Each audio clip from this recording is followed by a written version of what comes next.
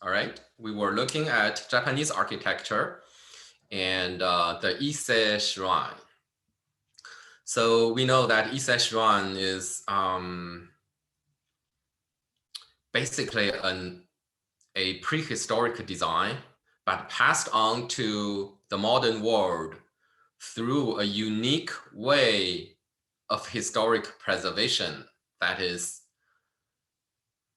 reconstructing the building every 20 years, following by copying exactly the pre-existing old structure. And there are two identical sites side by side. And during each 20-year period, only one site is occupied to make that copy possible.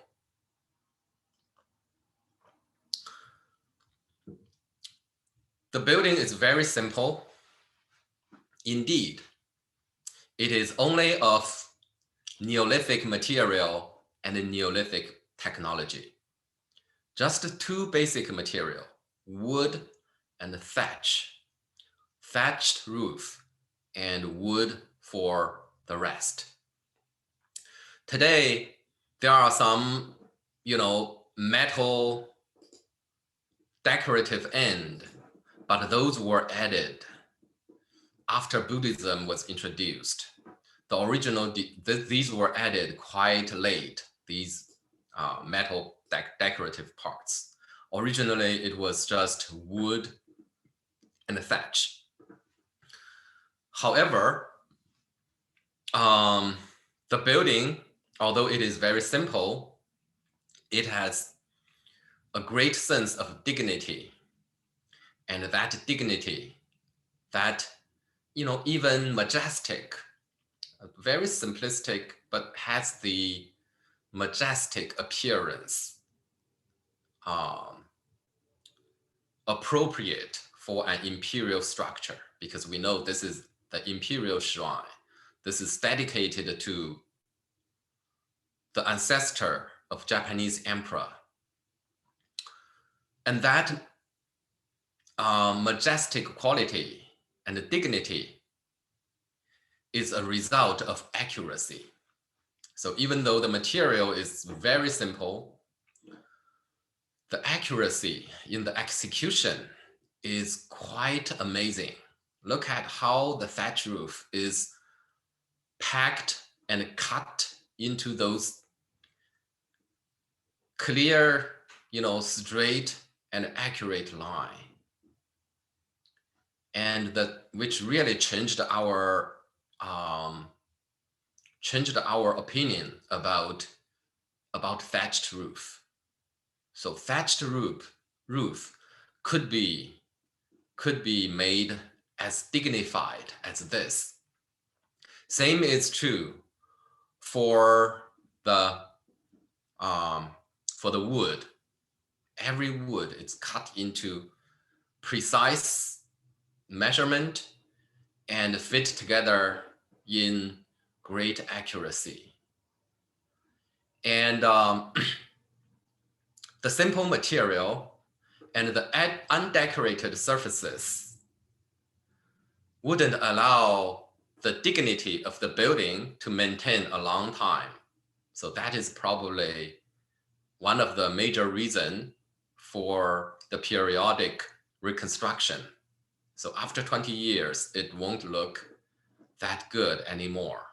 And it's a good idea to totally reconstruct it in totally new material, but preserving the original idea, the original design in a different reincarnation. The construction of Ise Shrine was a grand ritual performance.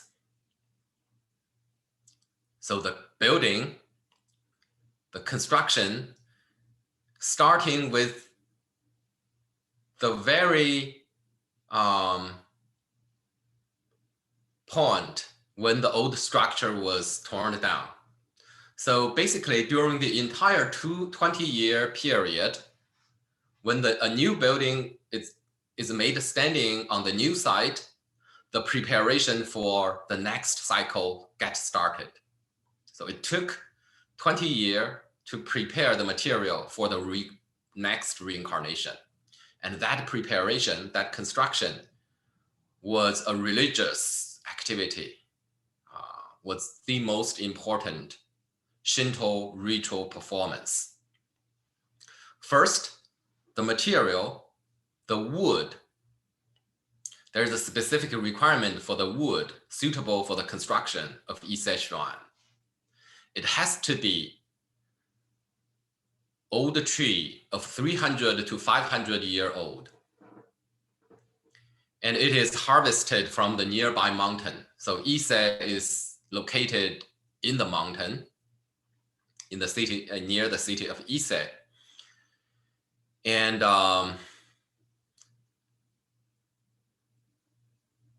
And when those appropriate woods were identified, ritual ceremony known as Misoma Hajimesai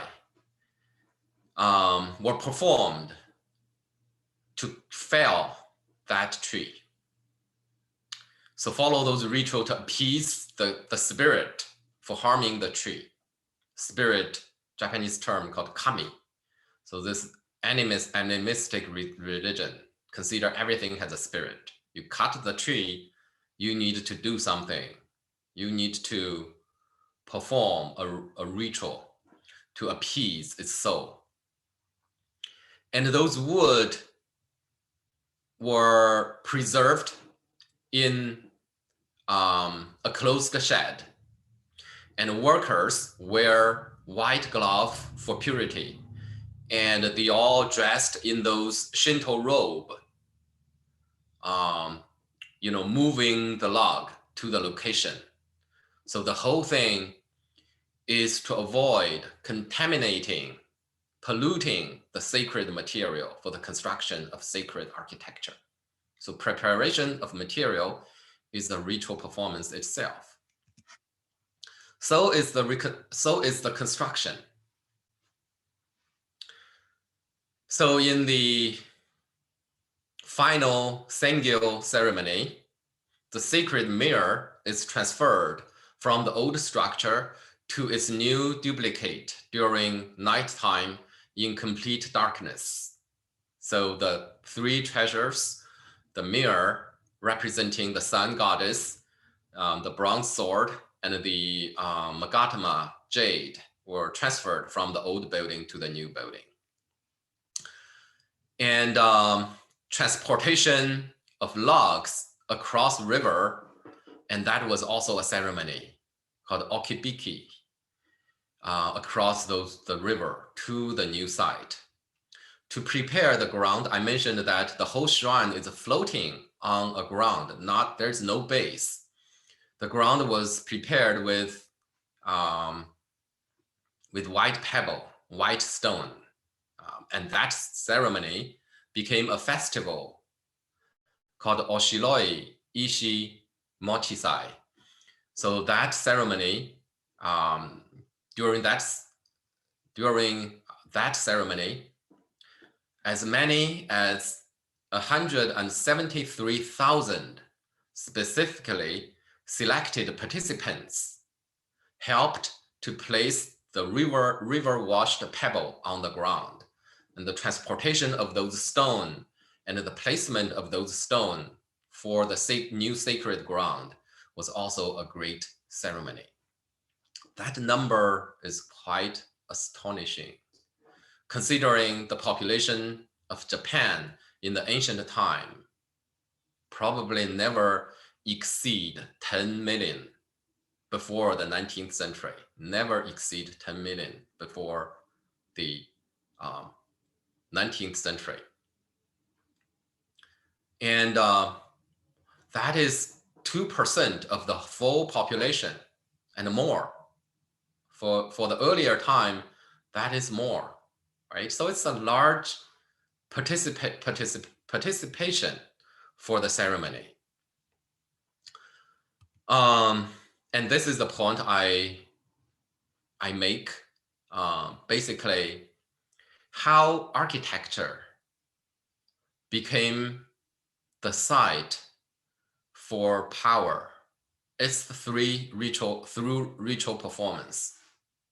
And in the ancient time, there's no television, there's no newspaper, no radio, no internet. There's no presidential debate, right? How would the people know about their ruler and know the authority? How did the ruler demonstrate authority and power to its people? And it is often through the association of the rulership with divine authorization, with God. So the king was a representative of God or is identified with God. And how was that connection made? We have seen this happening in Egypt, in Mesopotamia, right? All those ceremony and parading, and those parading and ceremony demonstration were all trying to spread the message about the connection between the rulers and the divine. And that is really the largest possible propaganda in the ancient time. That is through festival, through religious parading, through ritual performance. It engaged large population. It also activate the entire city and sometimes the entire country to participate in these festivals. And these festivals helped to strengthen the connection between the rulers and the divinity.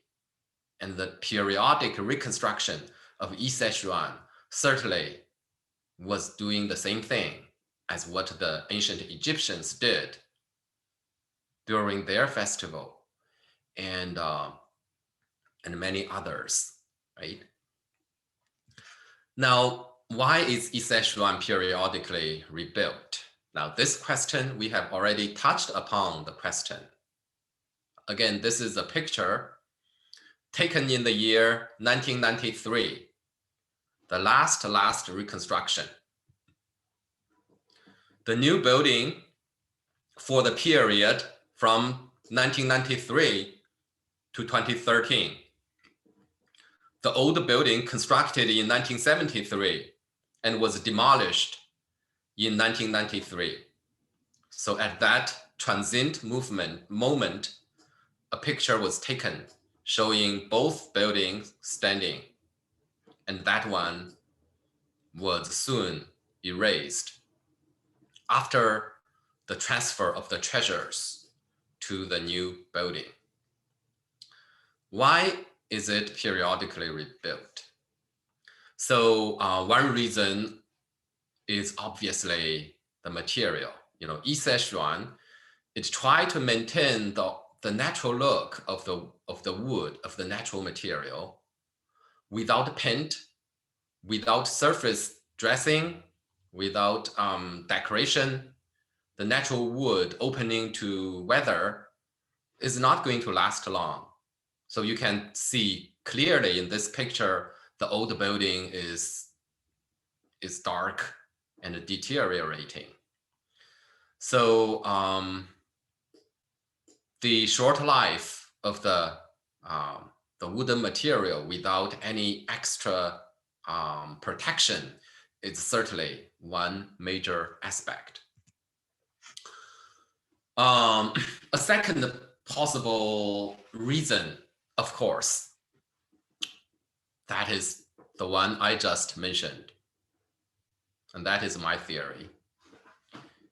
Articulating a shared mythology for the exercise of power and the formation of cultural political identity through spectacles of ritualistic ceremonies sustained by the built environment And that periodic reconstruction makes sure every 20 years, this ritual is performed once again.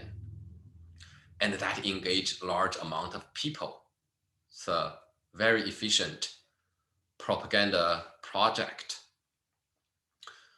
Of course, we should be mindful, when we use the word propaganda, we use it in a way, the modern understanding is that it is probably artificial, it's insincere. None of these meaning is associated with the Cejuan case. People participating in it, they were in that religious background and they participated wholeheartedly. It is part of their culture, right? But it is, we can use the word propaganda, but we should also be aware it is not the way you understand it normally in the contemporary context.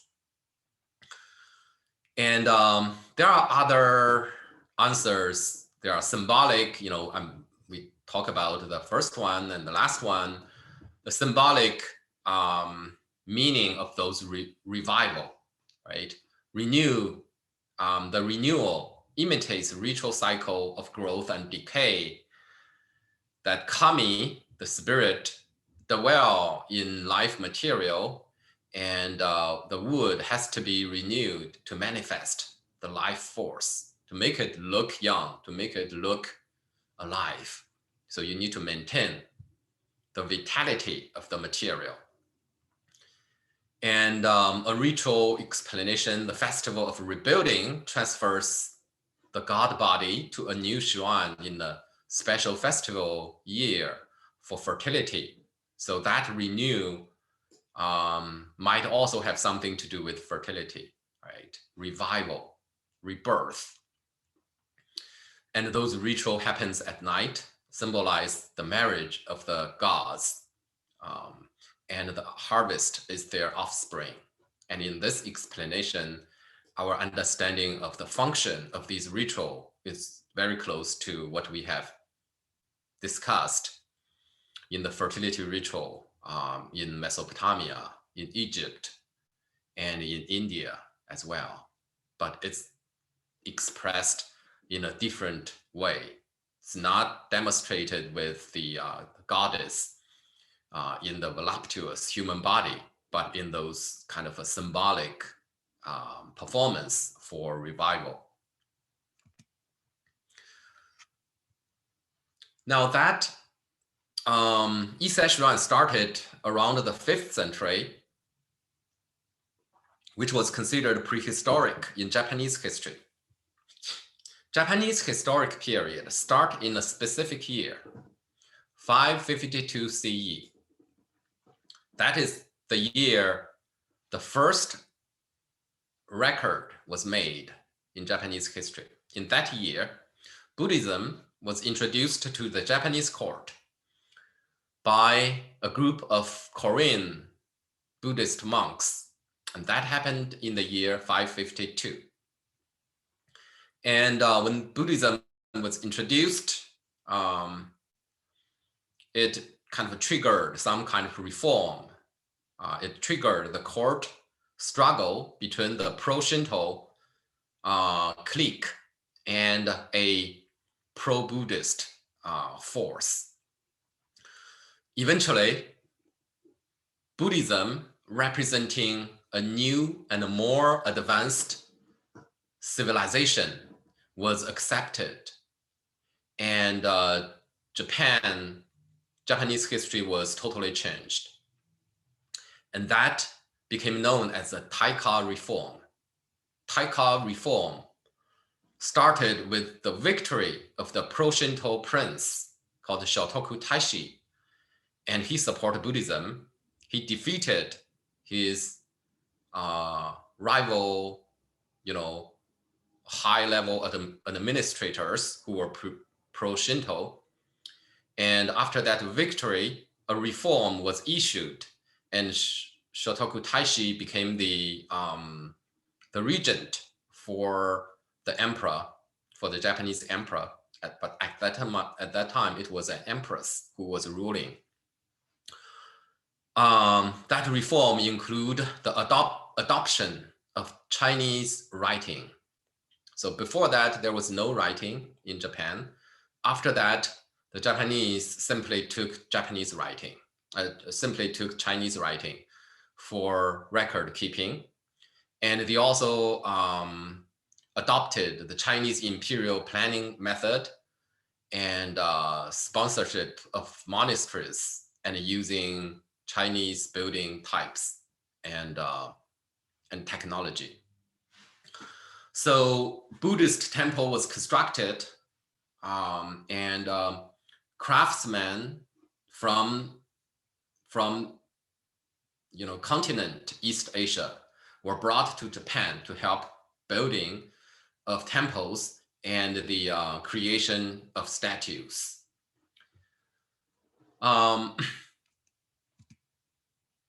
So they adopted the Chinese capital model.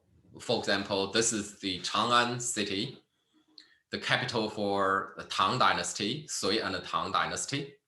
And this is the Heian-kyo in Japan, right? It followed the Tang model for a square plan and a division of the city into different wards by streets and avenues, and also the location of the imperial quarter in the northern part of the city, and a strong north-south axis featuring a broad avenue connecting the major gates. And major imperial monuments were lining up symmetrically along the avenue. So in Heian-kyo, which is today's Kyoto, also like in Chang'an city, there is a Western market, Eastern market. There's a Western market, Eastern market. There's a Western temple, there's an Eastern temple, right? So Chinese urban planning form were adopted in Japan. They also copied the Chinese Buddhist temple construction and the layout. Horyuji, which provide an ensemble of wooden structure that is the oldest in the whole world, extant wooden structure, was sponsored by Shotoku Taishi, the pro-Buddhist prince, during the Taika Reform. It was originally built in 607, destroyed by a fire in 670, and rebuilt starting 670 and completed in 711 CE. The original 607 design had an inner enclosure with two monuments inside that courtyard, right? A rectangular courtyard surrounded by colonnade, a gate located in the south. Inside the courtyard on the west is a pagoda, which is the radix structure, the East Asian counterpart to the Indian stupa. And on the east is the image hall called kondo. And outside the original courtyard to the north is the lecture hall for doing Buddhist lecture. And the symmetry of the complex was strengthened by the framing structure. On the east is a bell tower. On the west is the sutra repository. It's basically a library, a Buddhist library. And then on the two sides, there were residential living quarters for the monks. The 670 to 711 reconstruction construct those major buildings on the same site, however, made a zigzag to connect all the major buildings together and to include the lecture hall into the central courtyard, right? So the library and the bell tower were also connected with this colonnade. So that is the current situation, that what we, today we go there, that is what you are going to see. And later, a abbot's palace was constructed, a house was constructed to the north. But these were the oldest structure. Physically from the 8th century, but the design and the layout reflect the early 7th century Buddhist architecture in Japan. So it has a dynamic symmetry. Pagoda and image hall have different dimension and vertical orientation.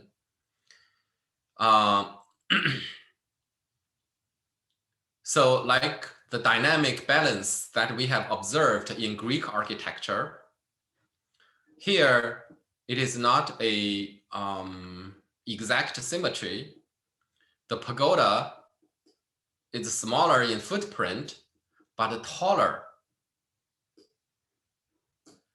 And the image hall is bigger in footprint, but lower, right?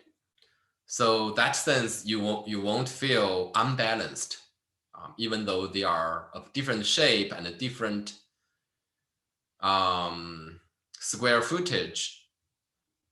They give you a sense of balance, create that kind of balance. The plan represent a transition from pagoda-centered plan to image hall-centered plan. So the older type of Buddhist monastery feature pagoda in the center. And today, the mainstream Buddhist temple layout in East Asia usually has the image hall located in the center.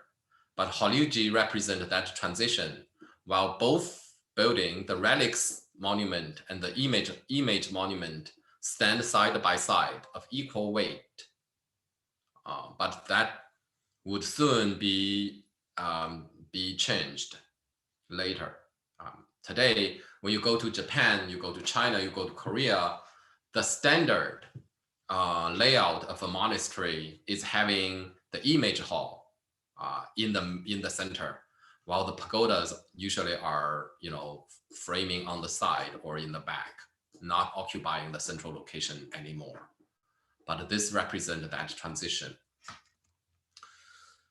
This is a gate called a Chumong, and it is kind of unique and interesting because it has 4 bay, which means the center located on the axis is not an opening, but a column. So both the central 2 bays are opened as doorway. And on the 2 sides, we have these 2 guardian figures. These are Buddhist guardians. They are usually stationed in the gate. Passing this gate on the left, you see the 5-story pagoda. And the pagoda is an East Asian counterpart to the Indian stupa. It is to honor the relics of Buddha. Like the stupa, buried underground in the center is a Buddhist relics. And the Horyuji pagoda has a central pillar that is not load-bearing, but crucial symbolically and structurally, right? So that central pillar, under that pillar is a pit, and that pit is the place where the relics is being buried. So it is not load-bearing because it is not solidly standing on the ground at all. Rather, it is some kind of a hub for the other wooden member to join. So all the other wooden members interlock with it and supporting it to hang there. So we have these horizontal members. They all are jointed with that central pillar and supporting that central pillar at the same time being united by that central pillar. And that central pillar represents the axis of the universe, just like the axis in the Indian stupa. And like Cejuan, the building is also floating on a masonry foundation. So all those columns are not inserted into the ground, rather they are just floating there, standing on that platform. So this section shows the detail of the space under the central pillar. And there is a void pit. And in the plan, that is the central pillar, right? So like the Indian stupa, East Asian pagoda also features a sacred center and a surrounding circumambulation ambulatory. So you can circumambulate. There's an inner circle, there is an outer circle, and of course you can circumambulate under the platform. So basically it's the manifestation of the same mandala, East Asian pagoda and South Asian stupa.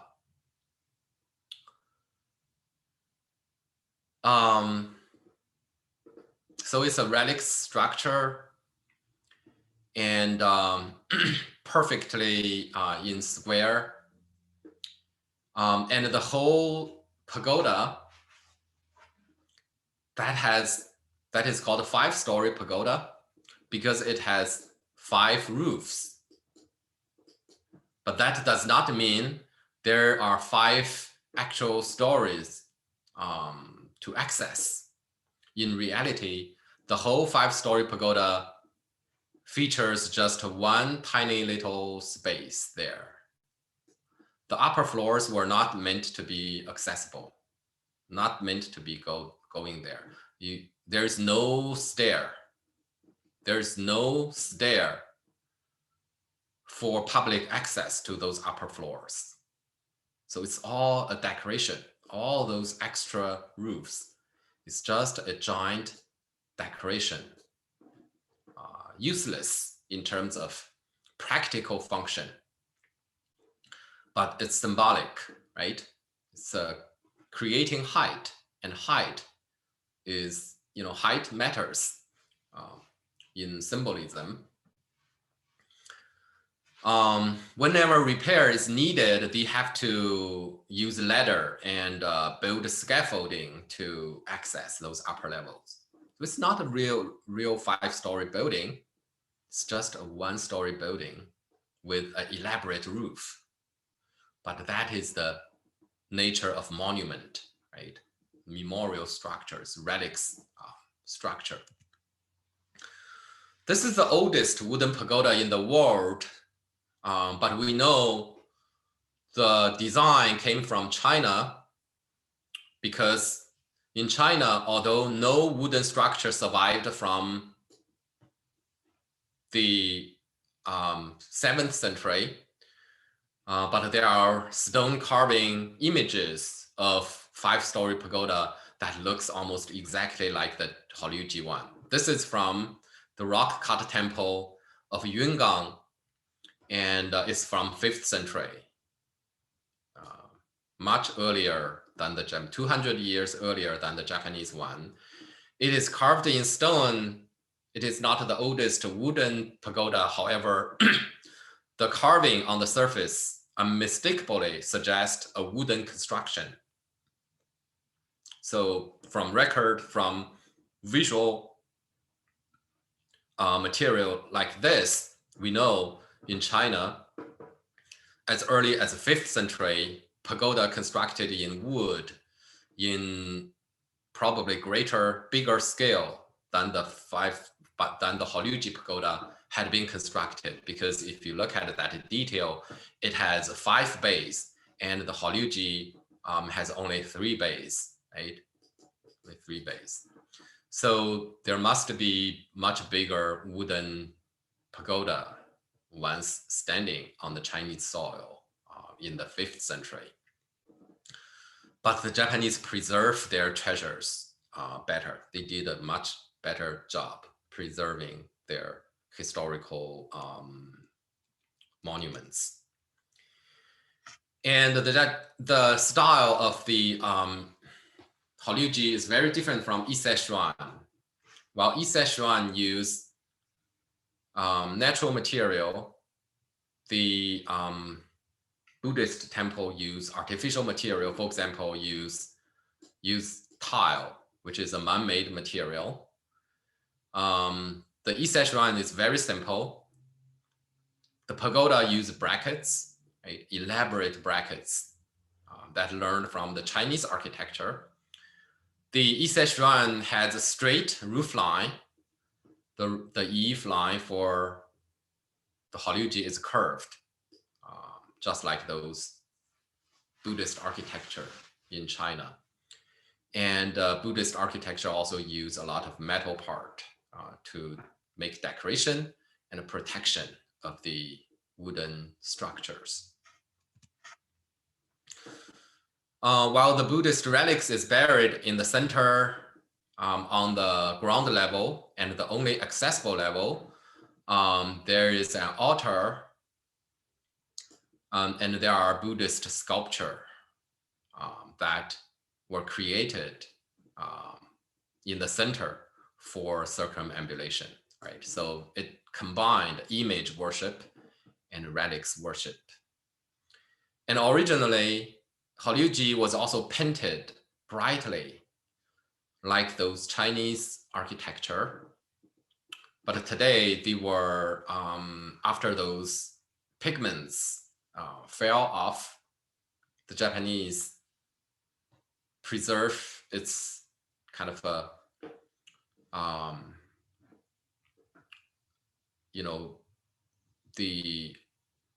the unpainted condition, but some parts, the old pigments survived, like in the ceiling, there were old pigments, not totally disappeared. But originally the whole interior and exterior brackets were also painted vermilion and other colorful pigments. So that is the pagoda on the west side, the relic structure. On the east side is the image hall called kondo. Like the pagoda, the kondo looks like a 2-story building, but in reality is also just a 1-story building. The ceiling stopped there, and there is no stair going up to the 2nd level. It's not meant to be accessed on daily basis, only to be accessed during repair and reconstruction. So again, that whole elaborate roof, the double eave looking, is just to make symbolic reference to its significance and also to those great Chinese building. So it's basically a double eave, hip and gable roof, right? It's a double eave roof. It's just a 1-story building. Does not mean it has 2-story. So the interior space is also designed for circumambulation, but in this case, the center for circumambulation for that ritual is icon. And that is the bronze statue for Buddha and Bodhisattva located on the central altar. And there's an inner circumambulation path, and there's a middle circumambulation path. And of course, you can circumambulate the whole building under the platform, right? So again, ritual activity defined the character of the space and defined how space was organized and was constructed. This is the main icon, right? So the condo, Japanese condo and the Chinese Buddha hall can be compared to the Indian chaitya. In both cases, it's a main space that was meant for the worship of Buddha icon. And in this case, we have this famous Shaka triad. Shaka is the Japanese term for Shakyamuni Buddha, the Buddha in the center, and two bodhisattvas on either side. So this is the famous Shaka triad. And this is the one of the largest and the oldest bronze statue in East Asia. And the statue actually predate the wooden structure. It is from 623, while the actual wooden structure for this building was completed only in 711. So that was during the construction of the 607 building, the bronze statue were spared and was given a new home. So that statue also reflect the Northern Wei period Chinese style in sculpture. So the comparison between Cejuan and the Horyuji Temple is obvious. One is simple, another elaborate. One is pure in material, another man-made material. One straight, another curve.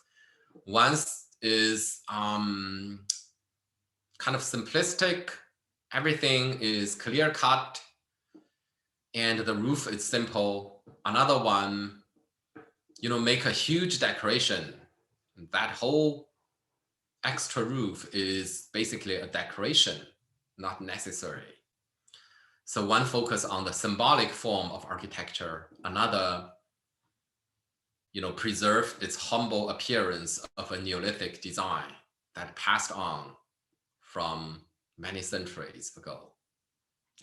In the 7th to 8th century, these two represent a native Japanese style and a foreign style associated with a more advanced culture from the continent. So in the 7th to 8th century Japan, Cejuan and Horyuji Temple represent two totally different, not only architectural tradition, but two totally different culture. And whether one take the side of, the Shinto or the Buddhist, that is also a political gesture, right? So it's like today, the issue of westernization in those developing countries, whether you modernize the native culture by fully adopting Western culture and architecture, or what to do with the native style and culture. So in the 7th to 8th century, this is the same situation when Japan was facing an imported Chinese culture. But eventually, the Japanese did the later. So they fully adopted Chinese culture. And eventually now today, they became Japanese after 1,000 more years. So while Horyuji represented that transition from pagoda-centered to image hall-centered, Todaiji represent a quintessential image-centered monastery plan. Todaiji literally means the Great Eastern Monastery, right? And its central building is called Daibutsuyo. It's this one. Daibutsuyo means the hall of great Buddha. And indeed, the whole building was constructed to shelter a great Buddha, whose size is so great that the statue had to be cast in situ first, and the architecture was built afterward. So in the central courtyard, there's no pagoda anymore. There is a gate, and there's the Daibutsuyo. Where are the pagodas? Here are the pagodas, located on the side, framing the central axis, right? So on the central axis, outside of the central courtyard, there's a lecture hall, and then there's the living quarter for the monks. Strong axiality, symmetry, but the relics-centered monastery life was replaced by the image worshipping activity in the 8th century. So this was completed in 747 under Emperor Shomu. In the capital city of Nara. So this is a print showing the original layout of Todaiji, the Daibutsuyo, the lecture hall, the pagodas. Today, none of those pagoda exist. They have all been destroyed in history, but that Daibutsuyo was reconstructed during the Kamakura period, and it's still standing. And it's a huge structure. This is the largest wooden building from the ancient world. It occupied a footprint of 285 by 170 feet. This is roughly 87 by 52 meters, reached a height of 154 feet at its summit, the ridge. And originally completed in 747, but then burned and rebuilt in 1180 during the Kamakura period on the same location, following the same footprint. The roof has changed. So the roof reflects more a Kamakura Japanese architectural style, while the layout and the plan was originally 8th century. So that great icon building, in terms of its scale, in terms of its location, it overshadows the pagoda, the relics building. So inside is a bronze statue of a Buddha that weighed 250 tons and almost completely fill the space.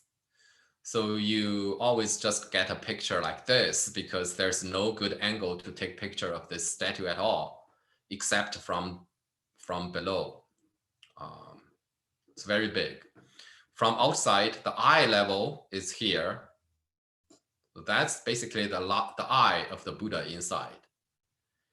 And during religious festivals, those windows would be opened to allow the eyesight of the Buddha to penetrate the window and reach afar, to also allow people standing at the doorway, standing here. If you have good eyesight, you would be able to see the two eyes from that window. And huge wooden structure and those two windows. Compared to human scale, you get a sense of its size, right? And same thing, that huge roof is a decoration, right? The interior space It's just one comprehensive interior space. There's no second story. The bracket of Daibutsuyo is unique in that it has only bracket in one direction. There's no crossing bars, which is very different from the Chinese one. This is the Foguangsi in China from Tang Dynasty from the 9th century. And there are not only protruding arms perpendicular to the wall, but also crossing bars that creating a kind of truncated pyramid shape on the facade. But in the Japanese Todaiji, on the facade, you just see a vertical line for those brackets because they only protrude in one direction. There is no crossing bar, which gives the building a more abstract looking. You find a more kind of two-dimensional pattern on the wall rather than those three-dimensional complicated sculptural form as in the Chinese architecture. And this represents a style in Japanese architecture known as Daibutsuyo. Its name is from Daibutsuyo, right? So it's called Daibutsuyo, the great Buddha style.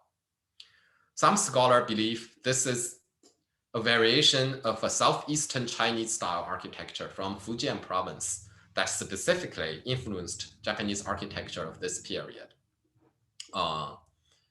Not an official style, it's a kind of local style in China. However, in Japan, it became a dominating stylistic choice for this specific building and period.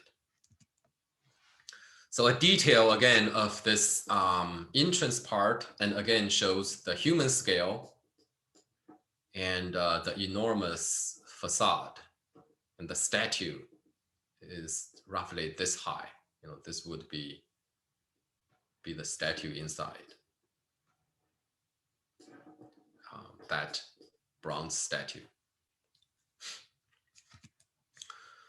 Now, let's look at a specific Buddhist school and the influences of specific Buddhist belief on architectural planning and layout. And that is the Pure Land Buddhism. Pure Land was a Chinese originated Buddhist school. It worshipped the so-called Western paradise.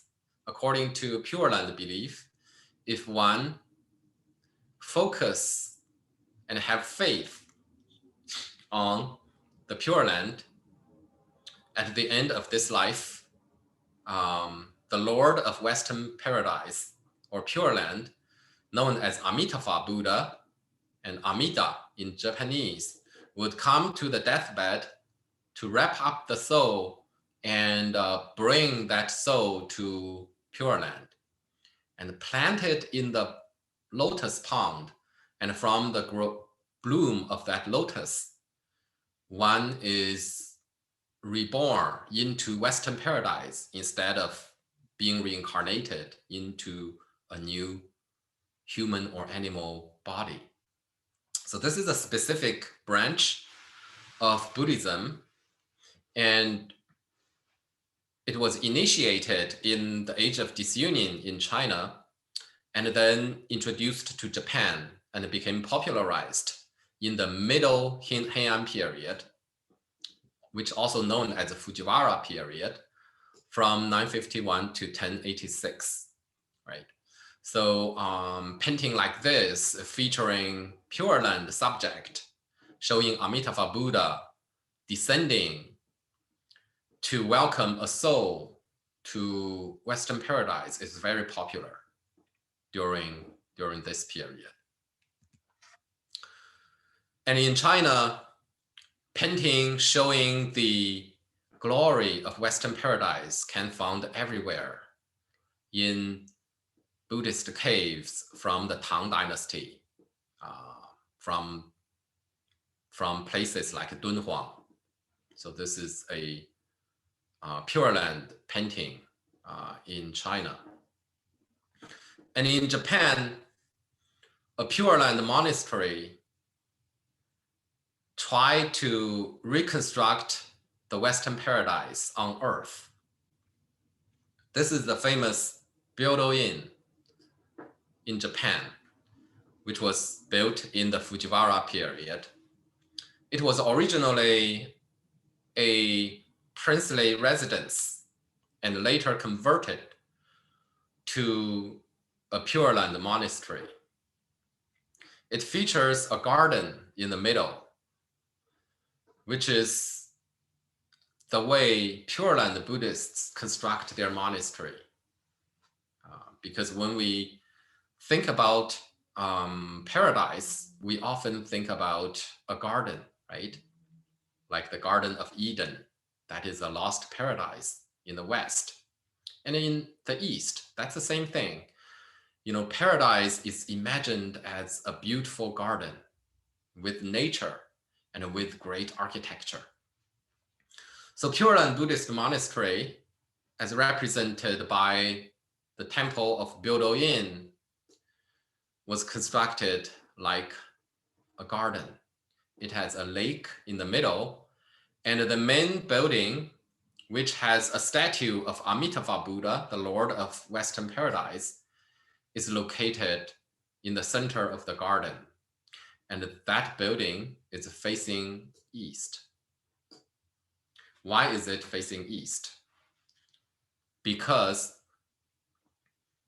the convention in Pure Land Buddhism is to pray toward the direction of the Western paradise.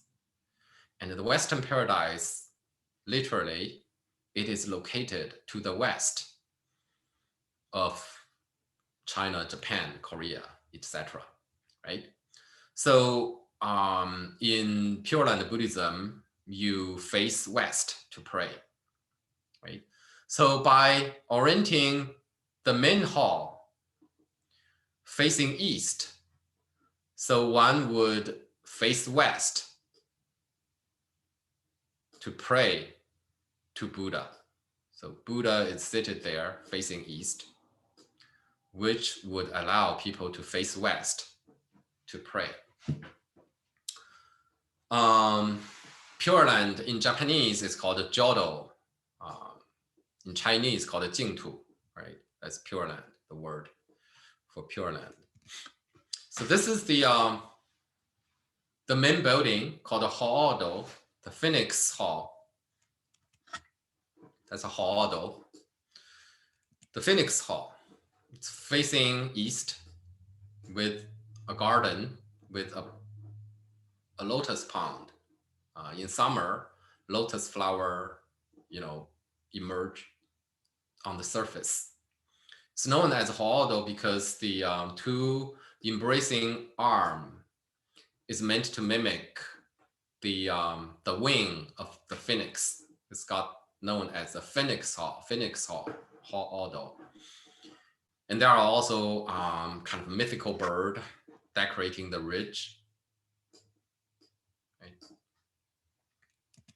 Inside is the golden body of Amitabha Buddha.